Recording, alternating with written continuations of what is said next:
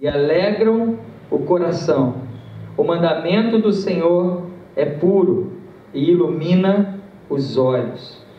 E nós vamos estar falando sobre isso nesse próximo mês. Sobre a lei do Senhor, sobre os preceitos do Senhor, sobre o mandamento do Senhor.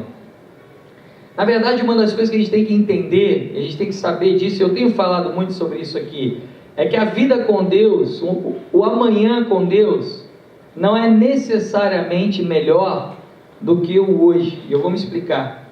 Não é porque a gente vira crente, que a gente entra numa história da carochinha e numa venda de um evangelho barato, que a gente vai dizer, porque eu virei crente, o meu amanhã vai ser absolutamente melhor do que o meu hoje.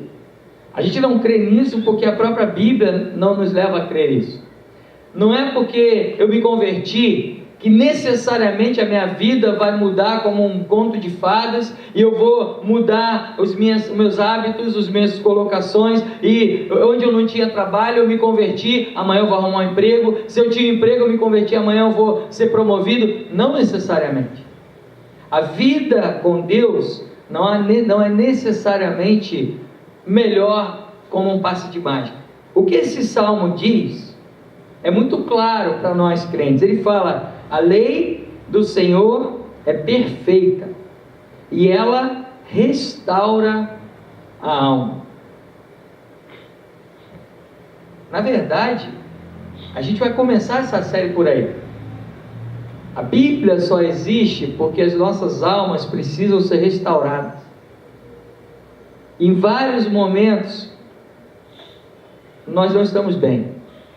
Em vários momentos da nossa vida, como no Salmo 23, por exemplo, que Davi, ele chega e fala: você refrigera a minha alma, ainda que eu ande no vale da sombra da morte, eu não temerei, porque você refrigera, restaura a minha alma.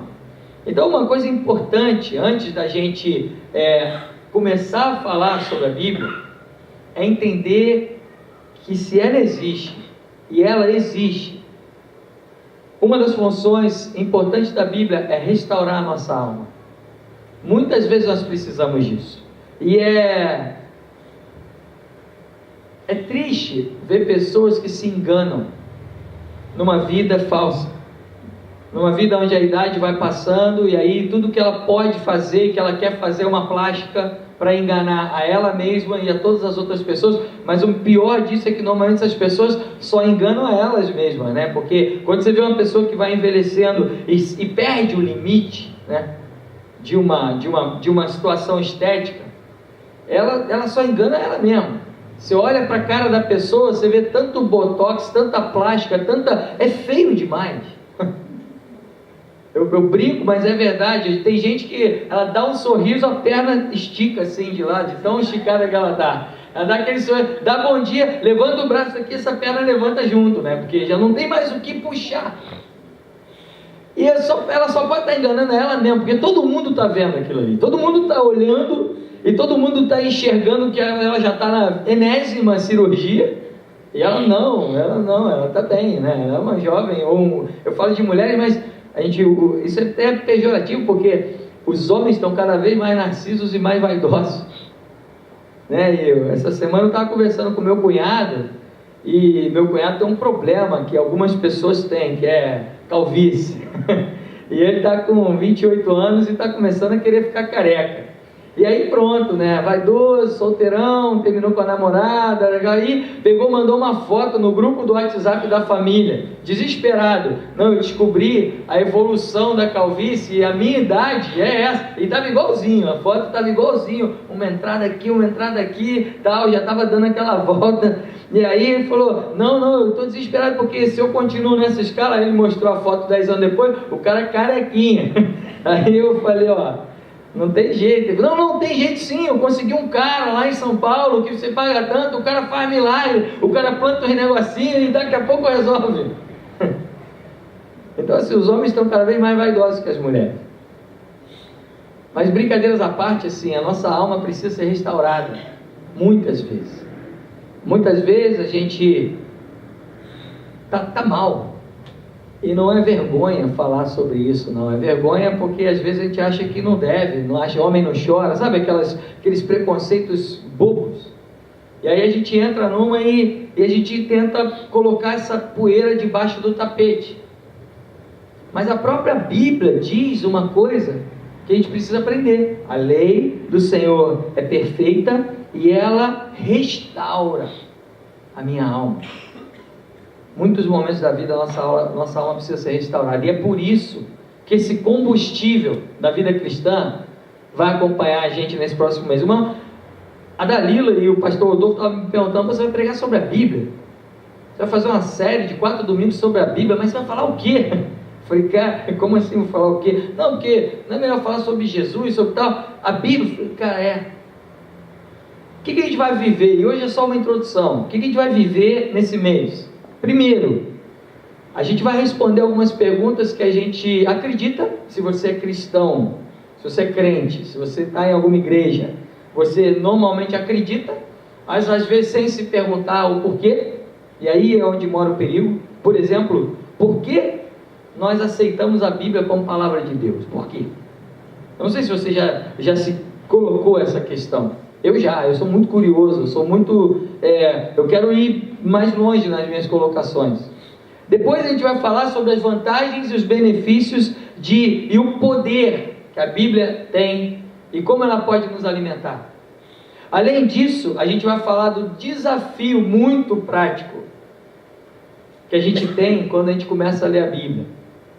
E o que uma leitura bíblica regular e viva e forte altera na nossa vida cotidiana, né? Se a gente quer dar uma malhada, se a gente quer começar a correr, se a gente quer começar a fazer isso ou aquilo, tem um objetivo. Se a gente quer começar a praticar um esporte, a gente tem uma meta. Então será que se a Bíblia é encarada como meu combustível e que se ela para de entrar na minha vida, eu paro de viver corretamente, será que eu não tenho que pensar nela dessa maneira? Porque a gente só pensa no contrário. Muitas vezes eu ia na igreja e aquelas musiquinhas quando eu era criança, que são legais, eu canto até hoje para o meu filho, mas assim, era uma música meio terrorista, né, que botava medo na gente, assim, eu ficava, na verdade, as músicas que eu aprendia, no final das contas eu estava lendo a Bíblia, não porque eu queria ler a Bíblia, mas porque eu ficava morrendo de medo de não ler, porque se eu não lesse ia dar mal problemão, o diabo ia vir com aquele negócio ali e tal, e eu ficava desesperado, tem que ler esse negócio. Cuidado, mãozinha no que pega, cuidado, olhinho com o que vê, o Salvador do céu está olhando. Olha que música tenebrosa, né? Até para ter um pesadelo. Eu cantava isso com 6 anos. Cuidado, mãozinha com... Você fica desesperado, a tua mão fica presa ali. O Salvador do céu está olhando para você. Eu falei, caramba, esse cara é malvado. Mas na verdade, uma das músicas que eu mais gosto, desde que eu era criança, e que eu acho que é a que mais marcou, graças a Deus, a minha vida, não é terrorista. Na verdade, ela é boa. Ela fala simplesmente a maior verdade bíblica. Ela fala: leia a Bíblia e faça a oração se quiser crescer. Quem não ora e a Bíblia não lê, diminuirá. Eu já sou baixinho, então eu não quero diminuir mais. Mas esse crescimento é muito mais interessante do que a altura, né? Até porque o da altura eu não consegui alcançar. Então não foi isso que a Bíblia me deu. Mas assim, a gente às vezes entra nessa de que não, eu sou crente, eu tenho que ler a Bíblia, porque se eu não ler a Bíblia eu vou ficar mal, e vem numa crise de consciência, como se fosse um peso. Mas na verdade, quando a gente inverte o nosso foco, a coisa fica muito melhor. Se eu começar a pensar no lado positivo, se eu ler a Bíblia, ao invés de ser por causa desse peso religioso que vem atrás de mim, da minha mãe me perguntando, porque eu sou filho de crente, o que eu ganho com isso? Se eu começar a levantar um peso lá na academia, se eu trocar o peso lá da máquina, o que eu ganho com isso? Não é assim que a gente é motivado? Se eu correr mais 3 km por dia, o que eu ganho? Então, às vezes a gente pensa na leitura bíblica ao contrário, na parte negativa. Mas eu queria que a gente falasse esse mês também sobre a parte positiva de ler a Bíblia. Mas antes disso tudo, antes de falar sobre essas coisas que vão nos acompanhar durante esse mês, isso aí é só uma introdução do que a gente vai ouvir nos outros domingos. Eu gostaria de fazer algumas perguntas que talvez se você é crente, firme, com Deus, você vai falar: mas que pergunta básica, pastor. Mas essas perguntas são fundamentais para que a gente chegue e concorde que a Bíblia pode sim ser um combustível para a nossa vida. Porque quando a gente está com a alma dilacerada, que precisa ser restaurada, porque isso acontece na nossa vida. A gente procura ajuda em livros de autoajuda, procura ajuda psicológica, procura ajuda psiquiátrica, procura ajuda em pensadores, em filósofos, procura ajuda em aconselhamento conjugal, matrimonial, pessoal, coach. Agora a moda é essa. Não, tem que pagar um coach para resolver esse meu problema. A gente procura ajuda em tanta coisa. Então, a minha intenção nesse mês é mostrar para mim e para vocês que esse livro aqui, ele não é um peso. Cuidado, olhinho no que vê, cuidado, leia a Bíblia, porque senão o diabo vai vir com aquele garfinho de 3 pontas e espetar você de madrugada. Não. Quando a nossa alma está restaurada, está abalada, será que esse livro aqui não pode ser uma ajuda muito mais eficaz do que todos os outros, que não são inválidos, não?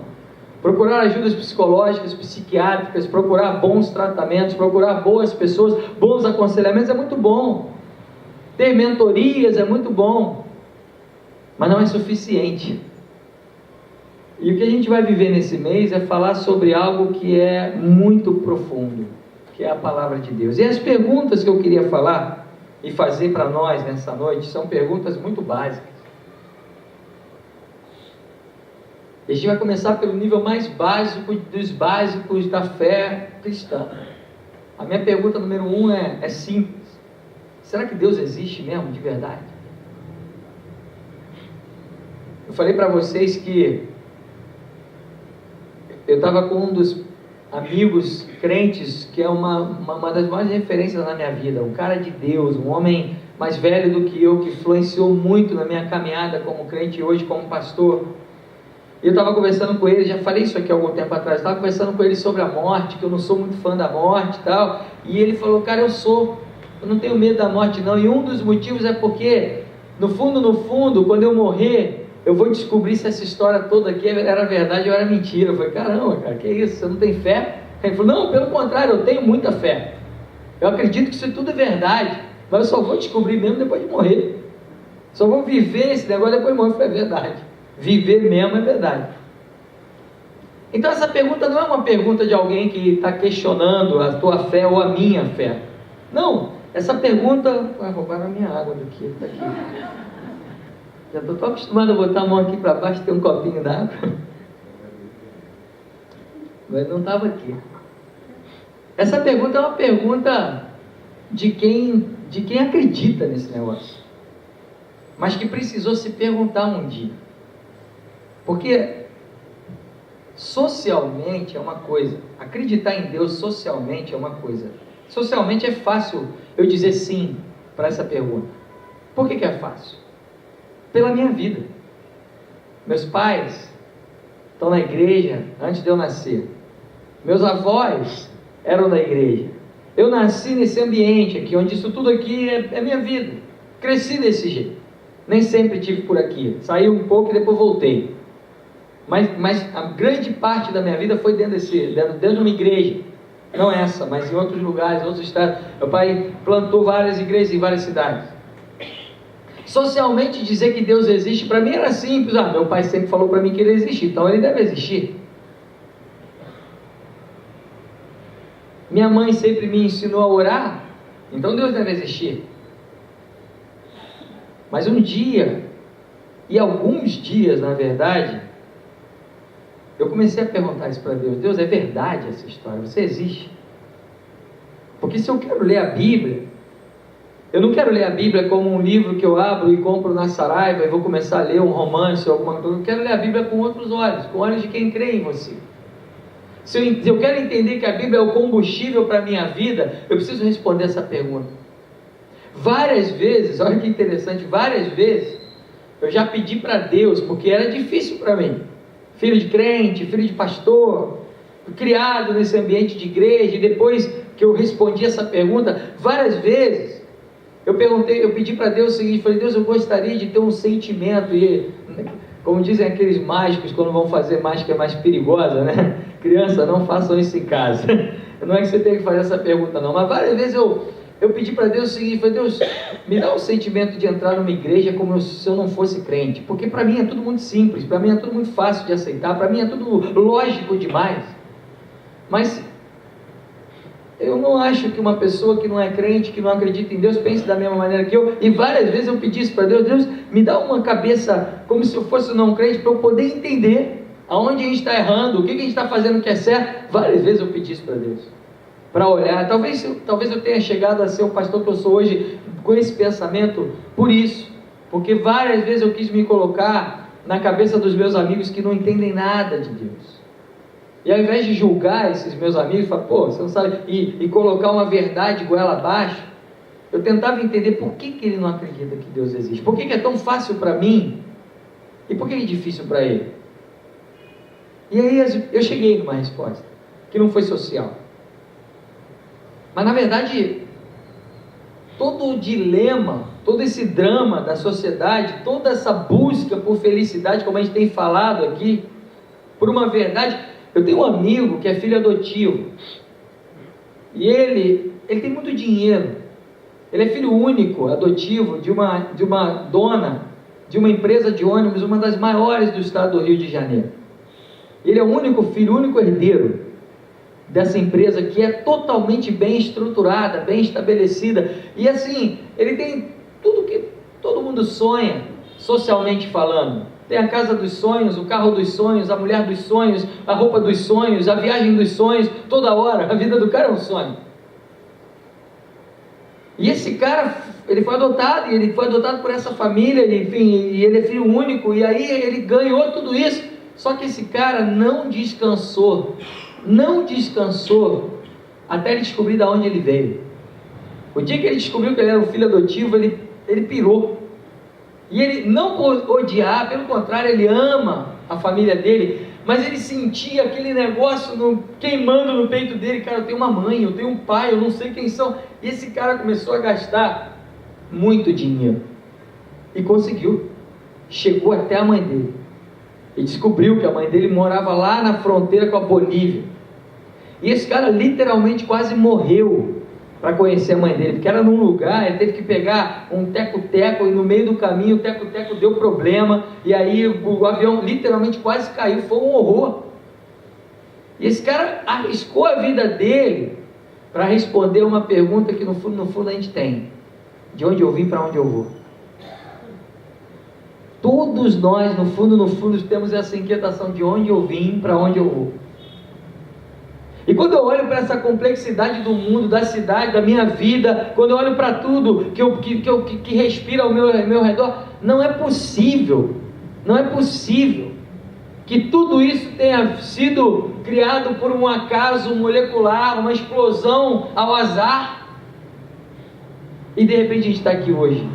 As chances, se eu tentar ser o cara mais racional do mundo, as chances da ciência, do azar e de um passe de mágica terem criado toda a complexidade do mundo que eu vivo hoje.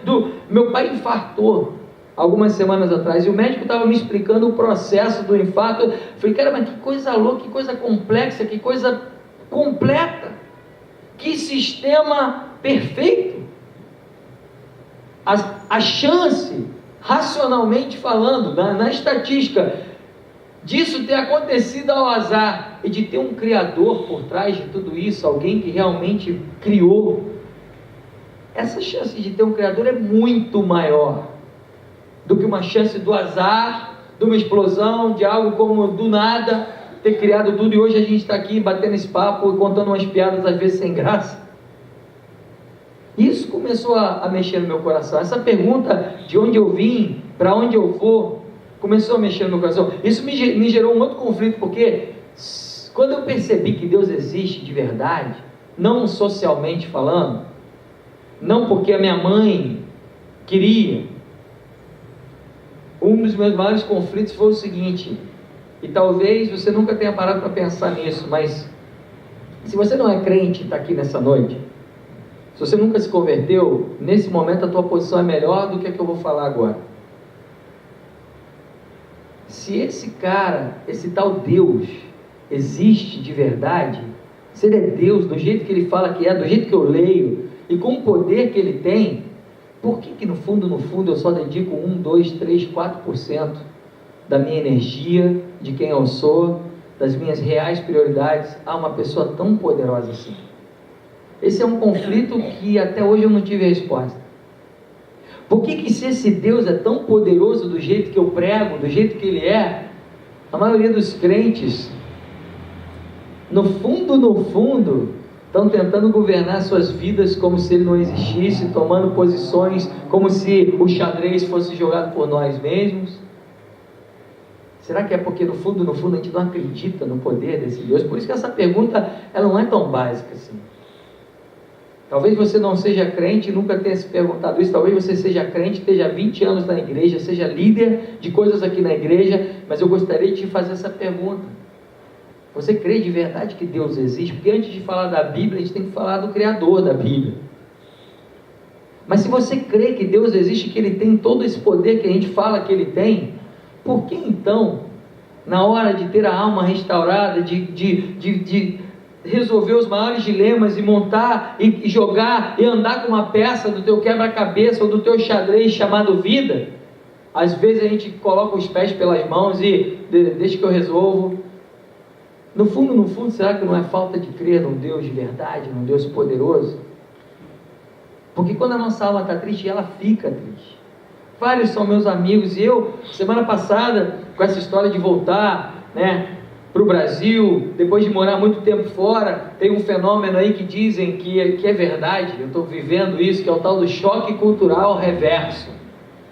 Você tem um choque cultural quando você sai do seu país, e tudo é diferente, você entra numa nova cultura, você entra numa nova realidade, aquilo ali, você pira. Às vezes a gente se deprime, tem gente que não consegue, volta. Quando você passa dessa fase, começa a viver uma nova realidade de vida num outro lugar, e isso passa a ser a sua vida. Aí você volta para o seu lugar, que sempre foi o seu lugar, mas você não é mais a mesma pessoa, embola tudo de novo. E as pesquisas dizem que há um choque cultural reverso, que esse choque demora para passar. Às vezes até um ano. Eu falo, isso é história. Isso é história, vou chegar lá no Rio e está tudo bem.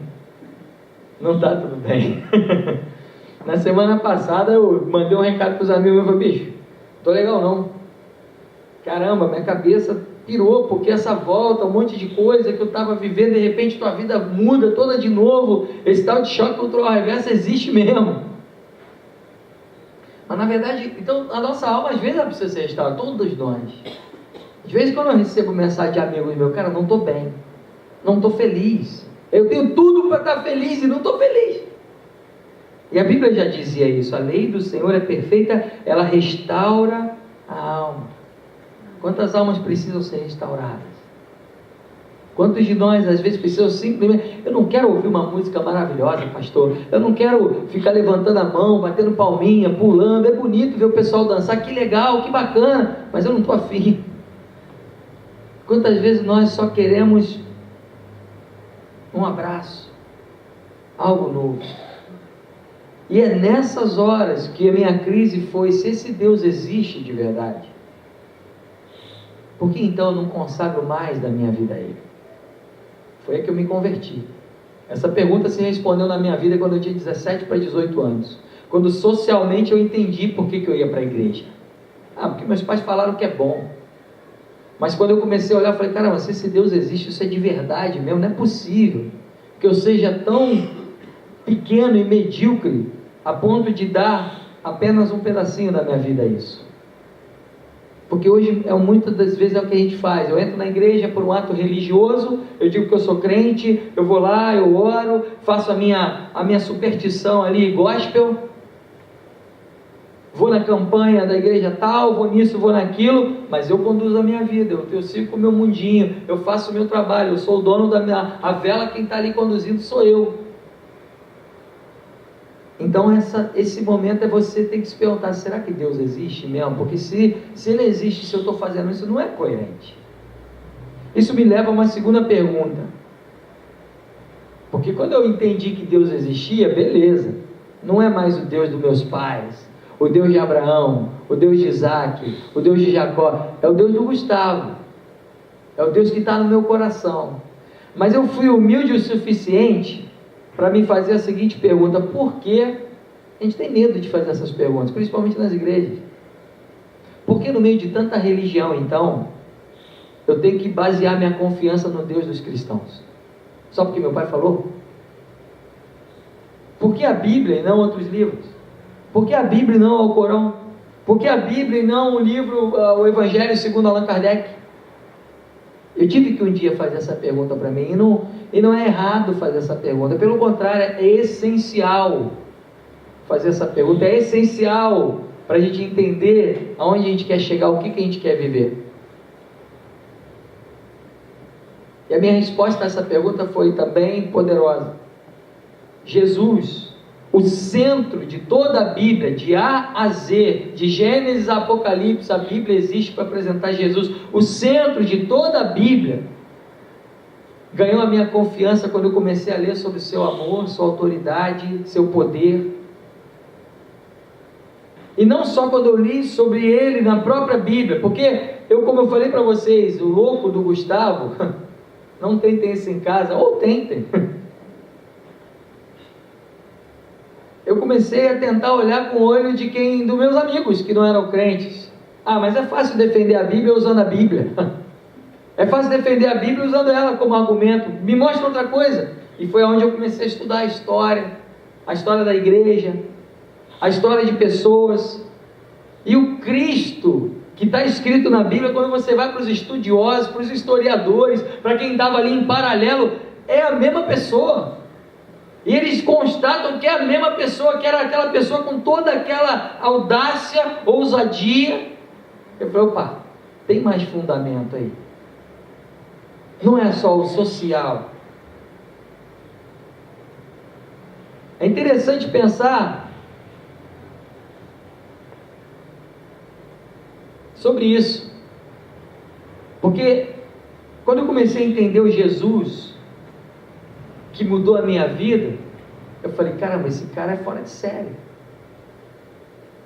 E quando eu comecei a ver que outros historiadores que nem crentes eram, começaram a falar desse cara de uma forma interessante, eu já tenho falado isso aqui. Isso não é repetição, isso é ênfase.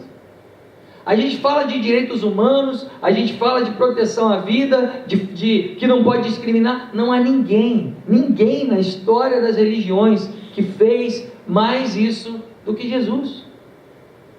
Não há ninguém que pregou mais direitos humanos. Ele dá show em qualquer advogado, qualquer órgão de defesa de direitos humanos. É o cara, como eu falei domingo passado, que do lado da cruz dele tinha um ladrão condenado a pena de morte merecida. Todo mundo estava ali para lixar o cara.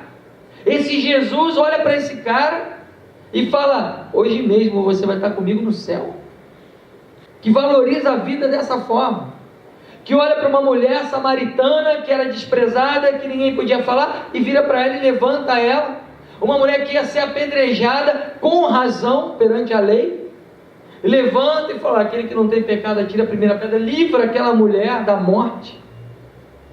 Que manda pregar o evangelho dele e sair do mundinho judaico. Não tem ninguém, nenhuma outra religião que você começa a ler, que apresenta um líder tão bom, tão amável, tão amoroso, tão cheio de compaixão, de defesa do homem, do ser humano, como Jesus. E eu falei, cara, esse cara não pode ser normal. E aí veio a minha terceira e última pergunta. Mas o que eu penso de Jesus? Porque os historiadores falavam que ele era um revolucionário, um líder político, alguém de influência. A Bíblia fala que ele é filho de Deus. E o Gustavo? Essa resposta foi mais simples para mim. Eu fiquei pensando que Jesus ele veio ao mundo no ano 0, né? Que virou 0. E hoje nós estamos em 2016, no Rio de Janeiro, em Botafogo, com um monte de programação cultural aqui do lado de fora, teatro, cinema, jogo. Olha só o que está rolando essa semana. Isso aí não é muito bom, né? Porque ainda mais agora, mas enfim, teve meu Flamengo e Figueirense hoje.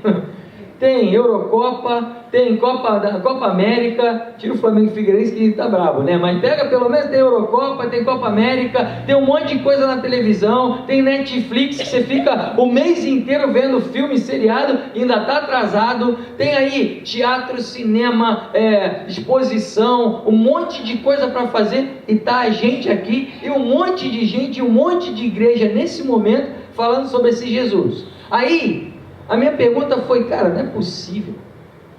Será que um gênio inventou uma história tão boa, tão bem armada, uma mentira tão bem feita, que durante 2016 anos tem enganado todos nós?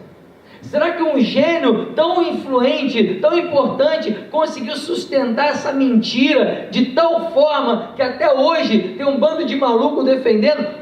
A probabilidade de uma mentira desse tamanho que a gente está aí no meio de uma briga política, e tirando parcialidade e tirando pensamentos pessoais da conversa, o próprio partido de uma presidente que foi levada ao impeachment tem falado que isso é mentira, que isso é golpe, que isso é isso, que é aquilo, e tirando o fato de ser ou não ser da questão, nem eles e nem o outro lado consegue sustentar durante muito tempo uma verdade.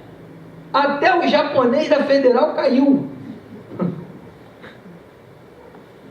Aí durante 2016 anos, uma pessoa inventa uma história, uma fábula da carochinha, e até hoje nós estamos aqui para defender essa fábula, para defender essa história. Eu falei, cara, não é possível. A probabilidade, até mesmo racional, dessa história ser verdade é muito maior do que dela ser mentira. E foi quando eu fui para a Bíblia, e aí a gente chega na Bíblia. Eu falo, cara, diante disso, eu quero começar a entender quem esse Deus é. E esse Deus tem sido apresentado de diversas formas no nosso mundo contemporâneo. Esse Deus tem sido apresentado fantasiado. Esse Deus tem sido apresentado com igrejas pequenas, médias, grandes, com mega eventos, com shows, com fogos de artifício, com isso e com aquilo, com pastores brigando por teologia.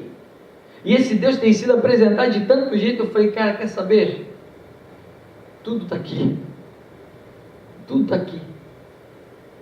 E o maior, com perdão da palavra, mas nós somos adultos aqui, a maior burrice, a maior estupidez da igreja do século 21 é deixar de dar valor à coisa mais importante que foi dada a ela, e começar a ser balançada aí por um monte de coisas que acontecem, que mudam. Um mês é um negócio, outro mês é outro. O pastor fala um troço, segue um monte de gente aquele cara, outro cara vende um negocinho aqui, segue um monte de gente esse cara que vende, outro cara fala que isso aqui é bom, vai todo mundo atrás dele. A gente paga hoje para congresso de tudo que vocês podem imaginar, tudo que vocês possam imaginar. Tem congresso evangélico para tudo, para curar a verruga no dedo mindinho do pé esquerdo. Tem, procura que você vai achar. Congresso profético para verruga do dedo do pé esquerdo. E você vai lá e paga uma grana. E eu não sou contra congresso, a gente está conversando hoje de manhã, a gente quer fazer um retiro de carnaval maneiro, bem feito, aqui na igreja. Não sou contra sair, buscar a presença de Deus, mas se tem um lugar de graça, e se todos esses pastores que estão por aí afora têm pregado, essa pregação vem daqui, por que não dar o valor que esse livro e que essa mensagem e que essa palavra de Deus merece? Por que não, como igreja, dedicar a nossa atenção, a nossa prioridade de tempo, a nossa prioridade de estudo e a nossa oração a esse livro que é tão menosprezado nos dias de hoje? É interessante que a gente prefere ouvir uma pregação bem feita do que ler a Bíblia. É interessante isso, mas não se justifica. É mais fácil, o pastor ele fala com a linguagem mais interessante. Eu tenho uma Bíblia que eu estou lendo agora, chama A Mensagem, de um escritor chamado Eugene Peterson, que é um cara que eu gosto muito. Ele pegou a Bíblia e traduziu a Bíblia na linguagem de hoje, chama A Mensagem. Eu até botei no meu Facebook um dia desses aí, porque o Bonovox fez uma propaganda dele maravilhosa. É a Bíblia que o Bonovox mais gosta de ler, do YouTube. E realmente é uma Bíblia interessante, muito poética, muito bonita. Então assim, nem essa desculpa tem mais. É muito importante responder a essas questões, antes mesmo da gente entrar na nossa série da Bíblia. Deus existe para você? Por que o cristianismo é o lugar que você tem procurado Deus? E quem é Jesus para você? Ah, pastor, você está querendo questionar minha fé? Talvez. E eu não tenho medo, eu já falei isso aqui, meus irmãos. Eu quero muito ver, oro por isso, para que essa igreja esteja lotada. A gente está chegando, começando um novo projeto esse ano. E a minha oração é essa: Senhor, que a gente esteja com essa igreja lotada, com coisas boas acontecendo. E hoje, no século 21, existem estratégias para isso. Marketing religioso para isso. Contrata o cantor tal, todo mês faz isso, faz aquilo, faz a campanha assim, faz a campanha assado, rapidinho você lota a tua igreja. Não, porque na Zona Sul está faltando uma igreja com essa cara aqui. Eu falei, a única coisa que eu não quero é baratear a maior beleza do Evangelho, que é a palavra de Deus pura, viva e poderosa. Então sim, eu quero ver essa igreja lotada, isso vai acontecer, mas lotada de pessoas que amam o Senhor, que priorizam o seu tempo, e que com a nossa vida limitada, porque a sua vida é igual a minha, a sua vida tem limitações, tem problemas, tem momentos que você pensa em desistir, tem momentos que, eu falei isso um dia desse, uma pessoa estava deprimida, desesperada, falou, não sei o que eu faço, eu não sou tão crente assim. Foi, como assim não é tão crente? Abre a tua Bíblia e lê a história de Elias. Ela começou a ler sobre Elias, um grande profeta, que durante um período da vida dele, estava tão deprimido que pediu a morte, falou, Senhor, tira a minha vida. Eu não sabia que isso tinha acontecido. Eu falei, então está faltando ler esse negócio aqui, isso aqui cura a depressão. Eu não quero baratear a preciosidade e o valor da palavra de Deus para nós. O que mais eu quero é que nós, como igreja, possamos viver um evangelho onde a gente sabe quem é o dono, onde a gente sabe de onde vem o vento.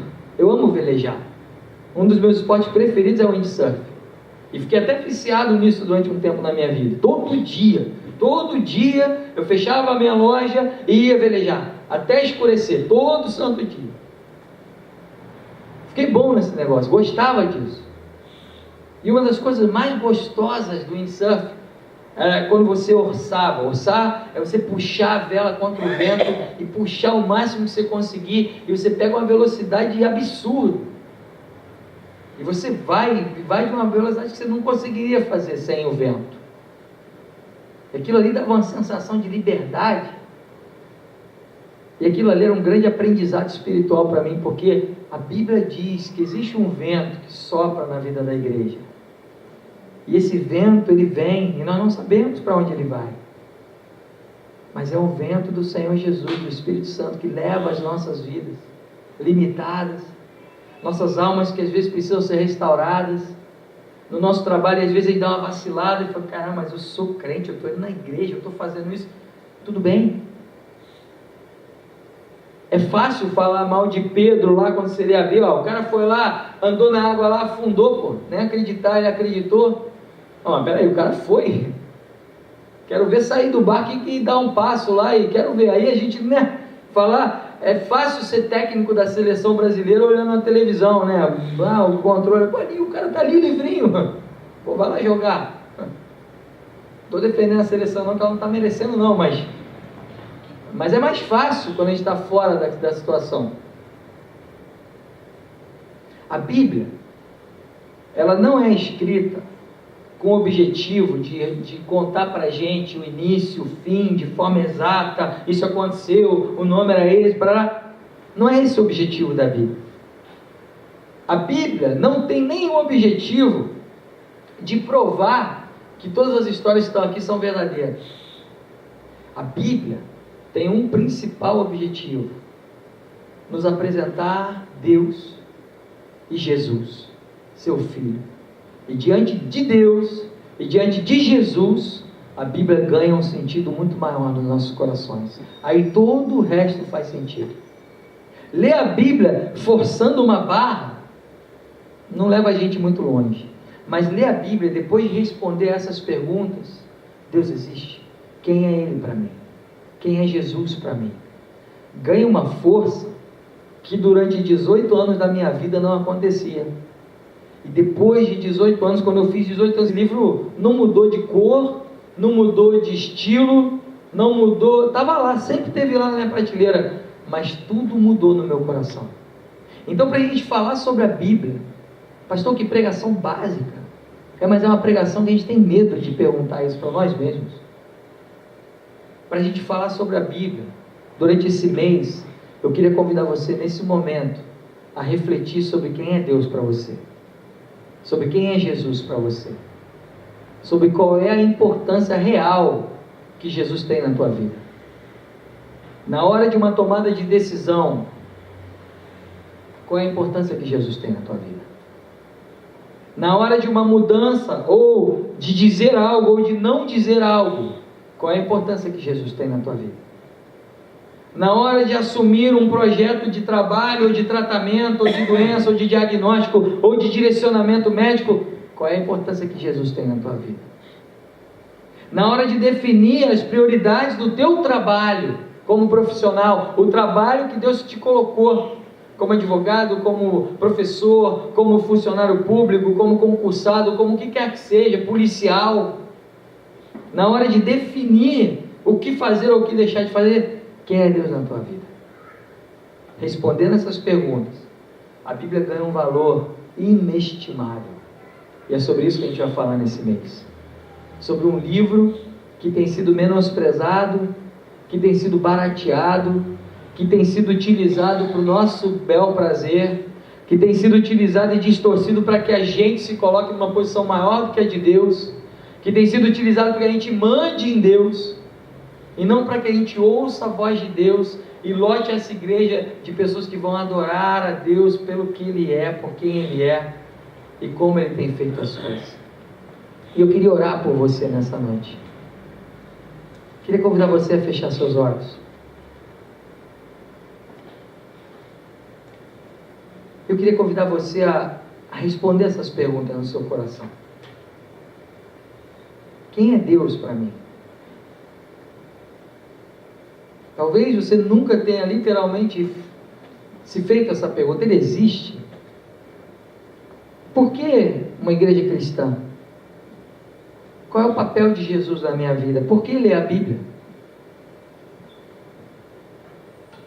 O meu maior desejo é que no final dessa série, toda a obrigação de ler a Bíblia, a obrigação de fazer qualquer coisa dentro da igreja, vá embora. E o prazer tome conta do seu coração. O prazer de entender quem é Deus e entender a profundidade de quem é Jesus, tome conta do seu coração. Esse é o meu desejo no final desse mês. Ninguém é obrigado a nada.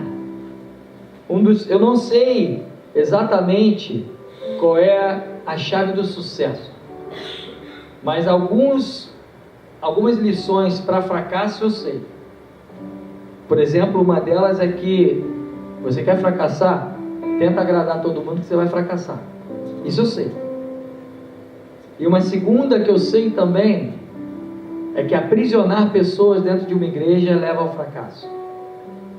Eu quero ser um pastor de uma igreja muito bem sucedida, cheia, lotada de homens e mulheres livres, sem algemas dogmáticas ou religiosas, sem medo, sem pressão.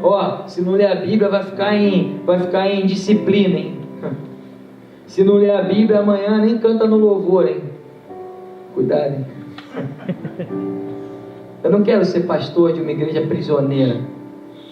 Eu quero ser pastor de homens e mulheres livres, que têm liberdade de pensar, de se questionar, de chorar, de falar: será que é isso mesmo?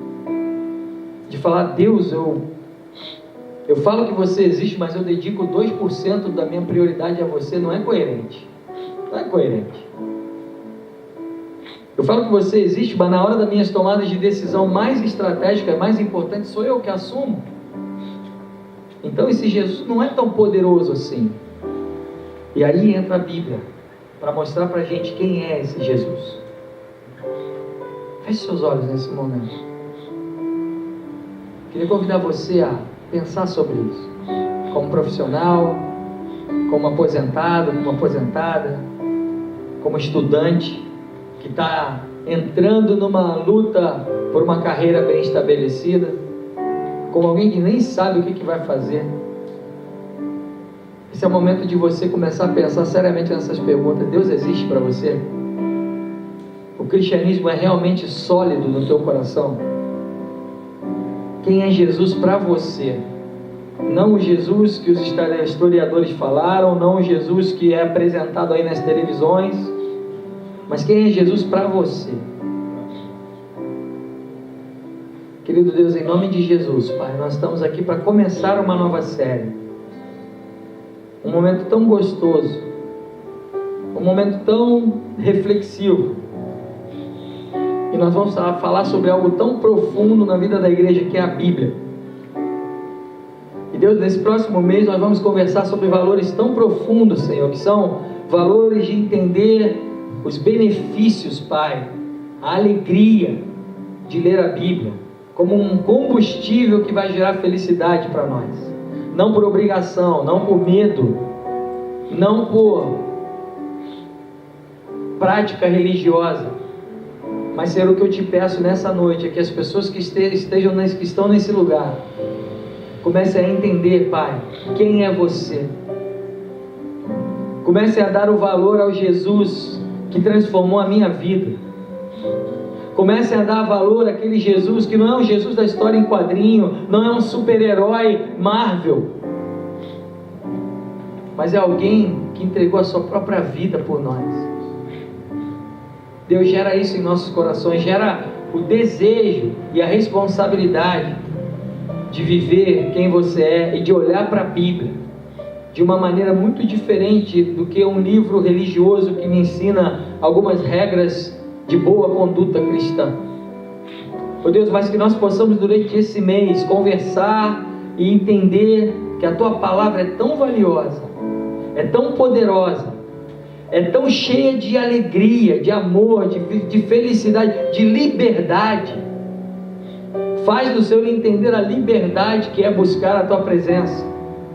Senhor, tantos de nós estão se aprisionando, Senhor, com drogas, com bebidas, achando que isso é o maior motor de felicidade da vida de uma pessoa, não sabendo que isso é tão pequeno, tão banal. Estão no fundo procurando desesperadamente ser felizes. Oh Deus, gera em nós prazer pela Tua palavra, essa lei que restaura a nossa alma, essa lei que é pura, essa lei, Deus, que é tão linda, que nos conta, Senhor, e nos mostra quem você é. Deus, em nome de Jesus, dá-nos o entendimento de que a Tua lei é perfeita, de que o Teu testemunho é fiel, e nos dá sabedoria, de que os Teus preceitos são retos e alegram o nosso coração. Em nome de Jesus, que seja uma noite de alegria, de vida, que essa série nova seja uma série cheia de alegria, cheia de vida, cheia de prazer. Nós te pedimos, em nome de Jesus. Amém e amém. Esse é o meu desejo para você. Sair daqui e durante esse próximo mês viver sobre isso, pensar sobre isso, entender a Bíblia como algo mais profundo na tua vida.